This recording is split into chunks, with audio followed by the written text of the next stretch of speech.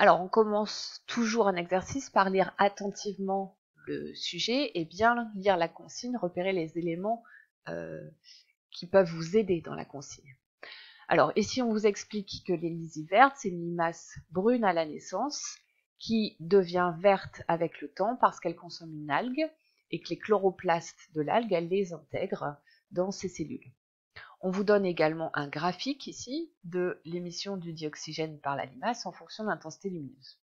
Alors la question est de trouver au moins un argument qui montre que l'hélicie réalise la photosynthèse. Et pour ça, on vous dit d'utiliser à la fois vos connaissances et les documents. Alors première chose, quelles sont les connaissances utiles? Alors il y a deux références ici à des éléments de connaissance, les chloroplastes et la photosynthèse. Alors la photosynthèse, qu'est-ce que c'est? C'est une réaction métabolique qui transforme le CO2 de l'air en glucose, une molécule riche en énergie, et en dioxygène qui va être un déchet. Pour que cette transformation du CO2 en glucose plus dioxygène se fasse, il y a besoin de capter l'énergie lumineuse, et ça se fait grâce à la chlorophylle. Ce qui nous amène au deuxième élément de connaissance, les chloroplastes. Cette chlorophylle qui permet la photosynthèse, elle est contenue dans les chloroplastes qui sont des organites. Donc première chose, je peux me dire que si l'hélicie a des chloroplastes, c'est qu'a priori, elle est capable de faire la photosynthèse. Encore faut-il le prouver que ces chloroplastes fonctionnent toujours.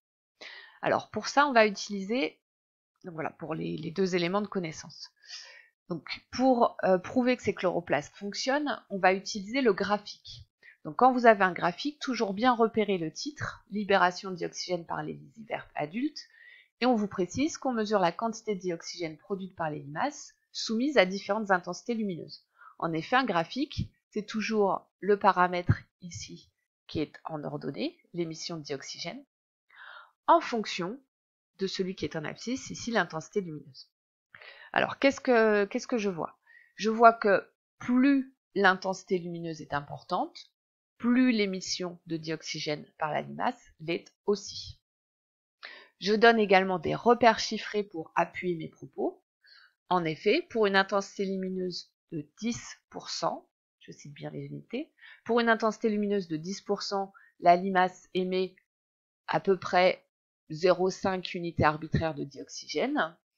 Et cette émission augmente proportionnellement à l'intensité lumineuse. Arrivé à 100% d'intensité lumineuse, la limace émet 17 unités arbitraires de dioxygène.